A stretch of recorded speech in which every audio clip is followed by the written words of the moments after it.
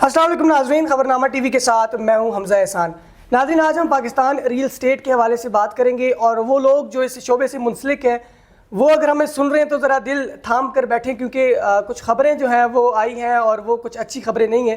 Prime minister Shahbaz شریف کی جانب سے ایک فیصلہ سامنے آیا ہے، اس پر ہم بات کریں گے پارٹیکولرلی، اور تھوڑا سا میں آپ کو بیک گراؤنڈ بتاؤں گا کہ پرائم منسٹر نے اس شعبے کو فروغ دینے کے لیے اور اس میں کچھ ریلیف دینے کے لیے انہوں نے ایک ٹاسک فورس بھی بنائی تھی، اور کچھ پالیسیز جو ہے وہ پرائم منسٹر کے سامنے رکھی گئی تھی، جس میں جو ریل اسٹیٹ کمیونٹی ہے ان کو بظاہر ریلیف دیا جانا تھا، لیکن اب وہ ریلیف نہیں دیا جا رہا۔ اس پر ہم بات کریں گے۔ اس پالیسیز میں جہاں اور بہت ساری چیزیں ایڈ تھی، اس میں یہ بھی شامل تھا کہ جو ٹیکسز ہیں اس میں کمی کی جائے گی، اور جو نان فائلرز ہیں وہ 1 کروڑ تک اگر وہ پراپرٹی لیتے ہیں تو اس میں جو ہے وہ ان کی انویسٹیگیشن نہیں ہوگی، ان سے پوچھ گچھ نہیں ہوگی۔ تو یہ تمام معاملہ ہے کیا جو ہے وہ ہفتے والے دن اس کا اجلاس ہونا تھا وہ بھی مؤخر ہوا۔ اس سے پہلے بھی 2 اجلاس جو پلان تھے، جو اسکیجول میں تھے، وہ بھی تاخیر کا شکار ہو گئے، اور اب جو ہے وہ فیصلہ آیا اور اس فیصلے کو جو ہے مؤخر کر دیا گیا ہے۔ اس میں جو ٹاسک فورس بنائی تھی اس میں بڑے اہم لوگوں کو شامل کیا گیا تھا، اور بزنس کمیونٹی کے بھی کچھ اہم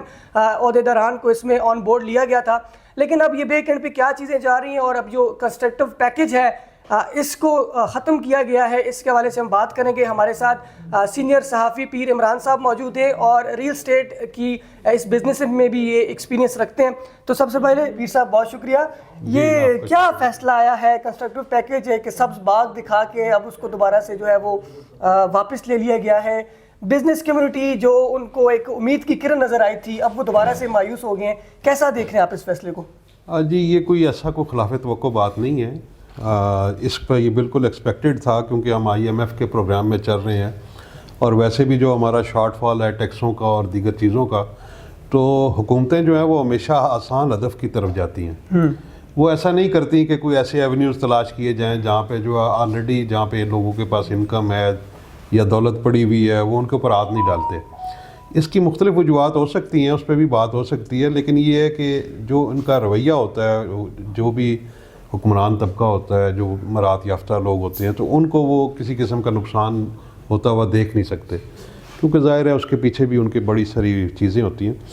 تو یہ جو کنسٹرکشن کا پیکج ہے، اس میں بیسیکلی جو عام جو لوگ تھے جو ریئل اسٹیٹ سے وابستہ تھے، چاہے وہ چھوٹے بلڈرز ہوں، چاہے اپنا پراپرٹی ڈیلرز ہوں، ٹھیک ہے، ایون وہ لوگ جنہوں نے اس کو ایز اے انویسٹمنٹ تھوڑی تھوڑی اپنی کر کے چیزیں رکھی ہوئی یا خریدی ہیں یا بیچ رہے تھے اس طرح۔ تو یہ ایک پچھلے سال جو بجٹ پیش ہوا تھا، اس کے بعد سے یہ بڑی محسوس کی جا رہی تھی، اور لوگوں میں تشویش بھی تھی کہ یہ بجٹ میں چونکہ ٹیکسز وغیرہ اور اس طرح کی چیزیں بڑھائی گئی تھی، تو مطالبہ یہی تھا کہ اس میں نرمی کی جائے، اور یہ ایک سیکٹر ہے جس سے اکانومی جو ہے اس کو اسٹیمولیٹ کیا جا سکتا ہے، گروتھ بڑھ سکتی ہے۔ تو وہ اس کے اوپر کافی باتیں ہو رہی تھیں، اور جو ریئل اسٹیٹ سے وابستہ تنظیمیں تھیں ان کو بھی آن بورڈ کیا گیا کہ آپ بھی بیٹھے رائے دیں، اور جو انڈسٹری کے لوگ تھے وہ بھی بیچ میں شامل تھے۔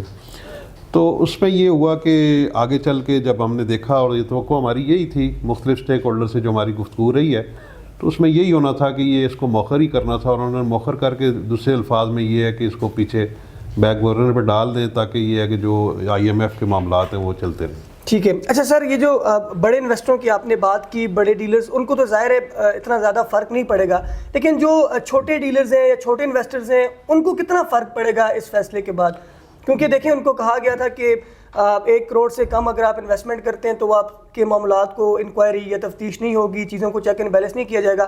اب دوبارہ سے ٹیکسز اتنی ان کو دیں گے تو پھر وہ تو بڑا ریونیو نہیں جنریٹ کر سکیں گے۔ بنیادی طور پہ جو اس کی ریئل اسٹیٹ سیکٹر سے جو ان کو فیڈ بیک آیا تھا، یا جو ان پہ ایک درخواست جو کی گئی تھی، وہ یہ تھی، 1 کروڑ والی بات نہیں تھی، وہ تھا کہ 5 کروڑ تک کے جو ایسٹ جس کے پاس ہیں، یا بنا رہا ہے یا وہ خرید فروخت کر رہا ہے یا کچھ کرے گا، تو اس کے اوپر جو ہے یہ ٹیکسز وغیرہ کے اس میں جو یہ انہوں نے ایک نرمی، سمجھتا ہوں کہ کوئی بہت ساری ایک امکانہ ٹیکس رجیم ہے پاکستان میں۔ آپ کو پتہ ہی ہے کہ یہ بابو لوگ جو ہیں وہ کیا اشر کرتے ہیں عوام کا، کیونکہ انہوں نے خود تو دینا کچھ نہیں ہوتا، اپنی چوری چکاری انہوں نے باہر رکھی ہوئی ہوتی ہے، بے نامی رکھی ہوئی ہوتی ہے، خود تو سیف ہوتے ہیں، لیکن یہ رگڑا چڑھاتے ہیں اپنا غریب لوگوں کو، اور جو عام لوگ ہوتے ہیں یہ ان کے اوپر ہمیشہ وار کرتے ہیں۔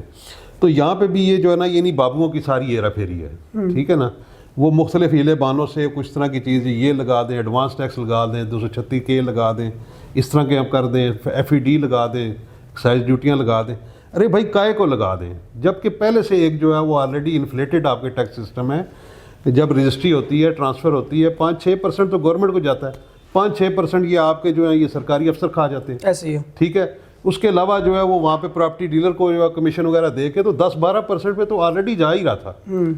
تو اور جو انہوں نے وہ کیا ہوا تھا، ریوائز کیا ہوا تھا اس کو اپنا جو DC ریٹس وغیرہ کو، اس میں بھی وہ DC جو ہے اس کی منمانی ہے. موقع پہ ہم نے یہ بھی دیکھا ہے کہ جہاں پہ ریٹ جو ہے وہ 20 لاکھ روپیہ پہ بھی مارکیٹ میں سیل نہیں ہو رہی، اس کا ریٹ بھی انہوں نے 80-90 لاکھ روپے DC ریٹ رکھا ہوا. تو اس میں ایک راستہ نکالا ہوا ہے، پھر نیگوشیٹ کرتے ہیں، وہاں سے پھر پیسے کھاتے ہیں کہ جی چلیں جی ریٹ کم کر دیتے ہیں، پھر وہ لوگوں کو چکر لگواتے ہیں، ذلیل کرتے ہیں. تو یہ اس طرح کی ایک چیزیں ہیں. اصل کرنے والا کام جو سب سے زیادہ امپورٹنٹ ہے، ان ساری چیزوں کو ان بابوؤں کو لگام دینے والا ہے. ٹھیک ہے. اور یہ بابو جو ہیں یہ اتنے بے لگام ہیں، یہ کسی کی جو ہے نا وہ ہاتھ نہیں آتے. اچھا سر، جو ریل اسٹیٹ ایکسپرٹس تھے وہ تو یہ کہہ رہے تھے کہ 2025 جو ہے یہ آنورڈ یہ ریل اسٹیٹ کا سال ہوگا. ابھی آپ نے بتایا کہ ہم IMF پروگرام میں بھی ہیں اور گورنمنٹ کو تمام تر معاملات کو دیکھتے ہوئے اپنی پالیسی سیٹ کرنی پڑتی ہیں. تو کیا اب دوبارہ سے ریل اسٹیٹ جو 2-3 سال پہلے جس طرح سے بوسٹ ملا تھا واپس اس طرح سے آئے گی؟ اصل میں 2-3 سال پہلے بھی کوئی بوسٹ نہیں ملا تھا. وہ بھی ایک مصنوعی جو ہے نا آپ یوں سمجھ لینا کہ انجیکٹ کیا گیا تھا ایک سسٹم کے اندر، کہ جو وہاں پہ بھی وہی لوگ جو ہے فائدہ اٹھایا تھا. کوارٹرز جو تھے وہ بڑے بڑے جنہوں نے پلاٹس پلازے بنانے تھے، ان لوگوں کو ہی وہ بینیفٹ دیا گیا تھا. وہ کوئی ایسا نہیں تھا کہ وہ غریبوں کے لیے کچھ اس میں کچھ نکل آیا تھا. وہاں پہ بھی رگڑا جو انہوں نے دیا، انہوں نے مال وال اکٹھا کیا، سمیٹا اور جو ہے وہ چلتے بنے. اس کے بھی کوئی ایسا کوئی ہمیں یعنی گراؤنڈ لیول پہ ہم نے نہیں دیکھا کہ کسی کو کوئی فائدہ ملا ہو. وہاں پہ بھی یہ اوپر والے انہوں نے مل جل کے کھایا پیا، اپنی منسٹری لی اور جو ہے وہ اپنا کام دکھا کے نکل گئے. ٹھیک ہے. تو وہاں پہ کچھ نہیں تھا. ابھی بھی جو اس طرح ہے یہاں پہ ایک ہی ہو جانا تھا کہ دیکھیں 5 کروڑ جو ہے آج کل کوئی اتنی اہمیت نہیں رکھتا. شہر کے اندر ایک مکان، عام سے عام مکان بھی بالکل اس کی اتنی ویلیو ہے. ٹھیک ہے. تو وہ آپ یوں سمجھ لیں کہ منیمم جو ہے نا لیویبل گھر جو اس وقت اسلام آباد میں وہ 5 کروڑ روپے سے کم میں آپ کو نہیں مل سکتا. ٹھیک ہے. تو اس حوالے سے کیا پھر اس میں کوئی برائی بات تھی کہ اگر وہ اس کو اس میں سے کر دیتے؟ ایک طرح سے وہ آ ہی جانا تھا ٹیکس نیٹ میں. ٹھیک ہے. مطلب آپ 2025 کو آنورڈ حالات جس طرح چل رہے ہیں ایسے ہی دیکھ رہے ہیں؟ دیکھیں 2025 2600 2700 یا 35 40 50 بھی آ جائے نا، اس ملک میں اس وقت تک معاملات ٹھیک نہیں ہوں گے جب تک یہ بابو جو ہیں ان کو ان کی اوریجنل جو ذمہ داریاں ہیں ان کو ادا کرنے پہ مجبور نہیں کیا جاتا. پھر صاحب بابوؤں کا آپ نے ذکر کیا، ان کو لگام دینے کے لیے یا کنٹرول کرنے کے لیے گورنمنٹ کو کیا پالیسیز اپنانی چاہیے تاکہ، کیونکہ دیکھیں ریل اسٹیٹ ہمارے پاس ایک ایسا بزنس ہے جس سے بہت بڑی ہم لوگ سرمایہ کاری کر سکتے ہیں، ریونیو جنریٹ کر سکتے ہیں اور پاکستان کی معیشت میں بڑا اہم کردار ہے. جب اس بزنس کو اتنا زیادہ ڈی ویلیو کیا جائے گا تو پھر ہم کس طرح سے واپس اپنی پوزیشن پہ آئیں گے؟ تو گورنمنٹ کو کیا اقدامات کرنے چاہیے؟ سب سے پہلی بات جو یہ ہے، یہ جو بیوروکریسی ہے، یہ جو کلرک سے لے کے جو چیف کلرک ہوتا ہے جس کو چیف سیکرٹری کہتے ہیں، جی بیسیکلی ہوتے کلرک ہی سارے، لیکن وہ انہوں نے اپنے اپنے القابات بنائے ہوئے ہیں کہ وہ اپنے کرنے کے لیے. تو ان لوگوں کو ریگولیٹ کرنے کے لیے یہ بہت ضروری ہے کہ سول سوسائٹی، عام جو لوگ ہیں ان کی تنظیمیں، صحافی یا جو بھی واچ ڈاگز جو یہاں پہ موجود ہوتے ہیں، ان سے ان کی کارکردگی کے اوپر رپورٹ جو ہے وہ لی جائے. اس کو جو ہے کنسیڈر کیا جائے کہ ایسا اوپر ادارہ، کمیشن یا کوئی ایسی چیز ہونی چاہیے جہاں یہ بابو شبوں کی مت کوئی بھی جو ہے وہ سپورٹ یا وہ نہ ہو. اس رپورٹ میں دیکھیں اس کی ویلیویشن ہونی چاہیے کہ تجھے ہم نے لگایا اس سیٹ کے اوپر، 1 سال میں تو نے جو پبلک کی فیسلٹی کے لیے کیا کیا ہے. خاص بالخصوص جو ہے نا، جیسے دیکھیں نا ڈپٹی کمشنر کا ایک ہے، کمشنر ہیں، IC وغیرہ ہوتے ہیں، یہ ضلع کو چلا رہے ہوتے ہیں. ٹھیک ہے. ڈویژن کو چلا رہے ہوتے ہیں.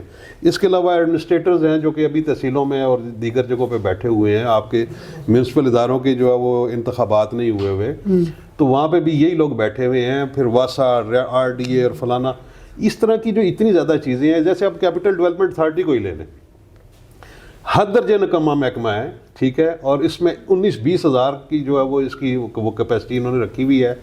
اور کچھ بھرتیاں اس کی ہونی ہیں، وہ کچھ ریٹائرڈ ہو گئے ہیں. وہ وہاں پہ بھی بھرتیاں نہیں ہو رہی کہ جی وہ وہ دیکھ رہے ہیں کہ کس طرح سے کر کے تو اس کو بھی کمائی کا ذریعہ بنایا جائے. ایسے ہی ہے. اور وہاں پہ ہر قسم کے جو ہے نا وہ دیکھیں وہ آپ کو چیف کمشنر پہ اس کو بٹھا دیتے ہیں لا کے. یار وہ کیریئر اورینٹڈ بندہ ہو جس کو ڈیولپمنٹ کا سی ڈی اے کا اس کا پتہ ہو, لوگوں کے بارے میں جانتا ہو, علاقے کو پتہ ہو, سی ڈی اے کے ایکسپینشن کا اس کو پتہ ہو. ایک بندہ باہر سے آ کے بیٹھ کے اس نے کیا کرنا ہے. ایسے ہی ہے. تو یہ صورتحال ہے. ان بابوؤں وغیرہ کو ان کی ایویلویشن کا کوئی ایسا نظام ہونا چاہیے. اور پھر یہ جو جیسے اصلاحات وغیرہ انہوں نے بھی کی ہیں جس میں یہ ہے کہ ان کی نوکریوں کے اوپر وہ باقی, میں یہ کہتا ہوں کہ سب کانٹریکٹ پہ ہونے چاہیے.